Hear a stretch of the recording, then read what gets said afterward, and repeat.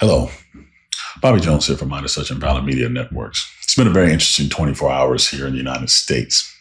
Less than 24 hours ago, the Secretary of War, as he's calling himself now, Pete Hegseth, summoned all generals and admirals in the United States military to Quantico, Virginia, where he gave a speech, which many are calling an attempt to reset the warrior ethos.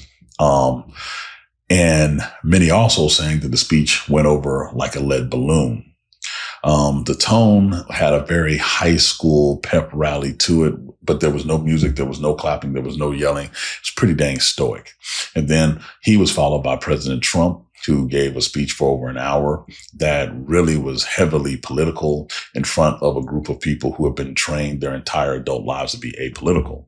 So how does one follow that?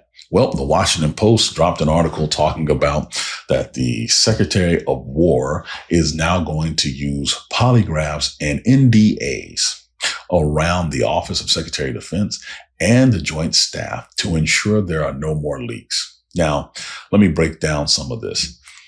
Pete Hegseth tried doing this once he got into office as Secretary of Defense all the way back in the spring. I want to say March to be exact. He was running around trying to get people to submit to polygraph tests because he did not know where the leaks were coming from within his own organization. Those leaks, if you can believe it, did not paint him in the best light. And so he wanted to polygraph everybody. As a matter of fact, his exact words were polygraph the MFers. Well, as crazy as that sounds, what's even crazier is it was the White House that told him to stop. The White House understood that those actions were sowing mistrust and discontent within the upper registers of the ranks in the American military. Now, I'm one to give credit where credit is due. They were correct in stopping such a practice. And even though it was kind of shocking to hear at the time, you really weren't surprised. And then the FBI tried to do the same thing a few weeks later. It's just this thing where you're worried about information leaking from your organization, not because of security, but because it'll make you look bad. Now, if you've watched any of my videos in the past, when it comes to how this administration does business, they mistake appearance for leadership. If you look good, you're a good leader. That's the thought process, which is why this is such a big deal. Now, to give you some perspective, even during World War II and the Pentagon was just complete in the early part of the 1940s, we did not have service members running around having to take polygraph tests usually or signing NDAs at all. The only time polygraphs were really put into play, it was a new technology. Spies were everywhere in DC, everywhere in London, everywhere in Berlin, everywhere in Tokyo. There were spies all over the world. But you did not go around trying to subject people to telling the truth methods. You basically had to vet them thoroughly, background checks. And this is also when the FBI was coming out of its infancy, making sure that the people who were trusted with the nation's secrets were trustworthy. Right? Well, even as we moved into the Vietnam era and you had the Pentagon papers that were dropped in the early part of the 1970s, you still didn't have anybody running around signing NDAs. Now, to get your security clearance, you do have to subject yourself, depending on the level, to a polygraph test and a thorough background check, etc. It's a one-time thing and they update it every so often. But at the same time, you don't sit there and create a policy where polygraphs are hanging over someone's head, where NDAs are being forced to be signed not because the people have something to hide, but because the fact you're saying you don't trust them or you're saying you may be the source of a leak, that sows discontent. And in our business, in the United States military business, you have to have trust, which is why the White House stopped it. But here's the thing. This is part of a larger plan by a guy who came up after he got done with the military in media.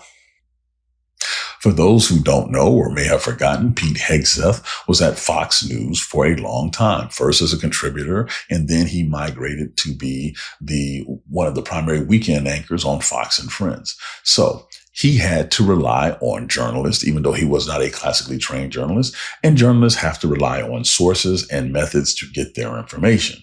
He's acutely aware, though, that the image of any organization is crafted in the media. And so let's be honest. What has his image look like outside of the Fox News sphere? It's an image of incompetence. It's an image of overwhelmed. It's an image of, to be honest, not qualified. Now, that is not the media's fault. Those are factually accurate statements. That's not even talking about his own conflicted personal history.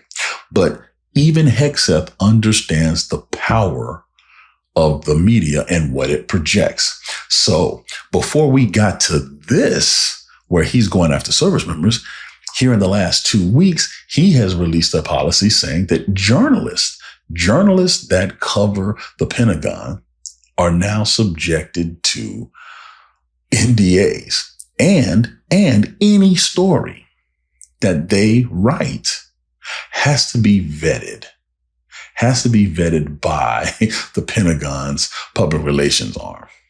And for those who don't know, NDAs are non-disclosure agreements saying, I signed this, I cannot speak about these subjects.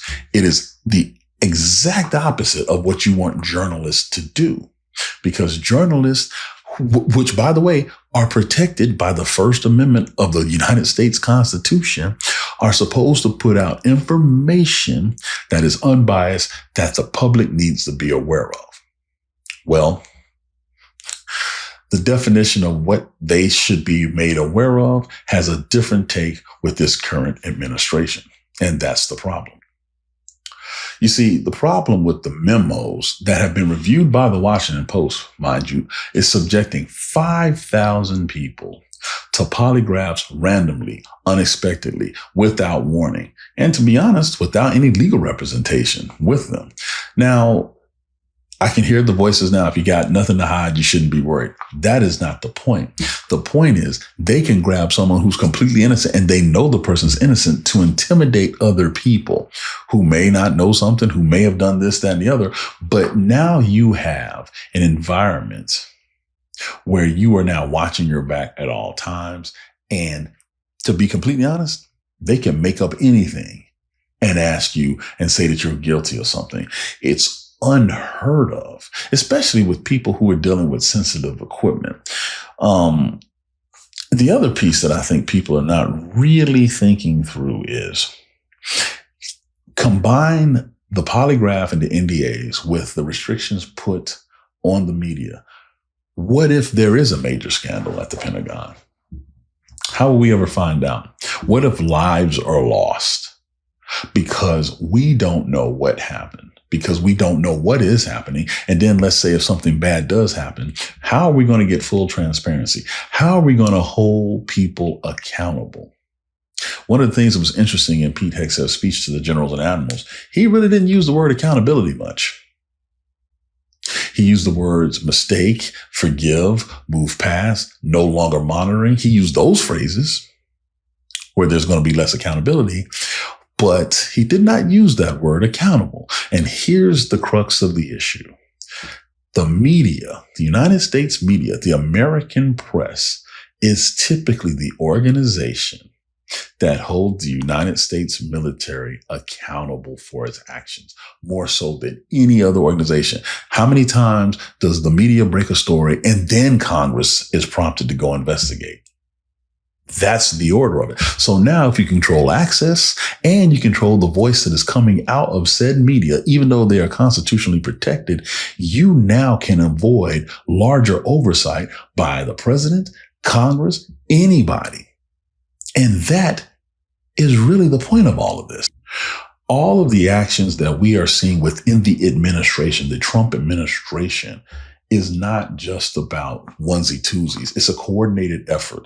You want to know why you have the National Guard being activated and being sent to these cities all over the country? Because they are trying to get around the local law enforcement authority, period. They report directly to the president and the OSD, Office of Secretary of Defense. without any middleman, no governors, no county sheriffs, no nothing. So here we are, the Pentagon, the media. Now, all of a sudden, they can't even go and talk to their networks about stories that they're seeing because they are signing NDAs. And it's interesting enough, every major network under Trump has basically been sued with the exception of Fox. And even Fox I take that back. Fox got sued too. Him and, Trump and Rupert Murdoch have not seen eye to eye on some things. So now you're looking at every major news organization in the United States, major cable news network, and the defunding of public broadcasting. You control the narrative. You control the narrative. You're usurping and going around levels of law enforcement.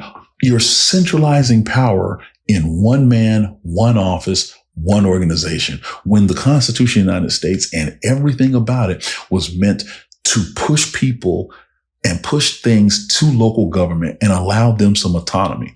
We're not seeing that. So this controlling of information, the first thing that Hegseth does when he gets back from addressing the generals and admirals is this. This is leaked to the press, shows where their head's at. This is not about an effective military. This is about a military that is controlled and will be able to do whatever it wants and will not be held accountable by the number one organization that usually does that, and that's the press.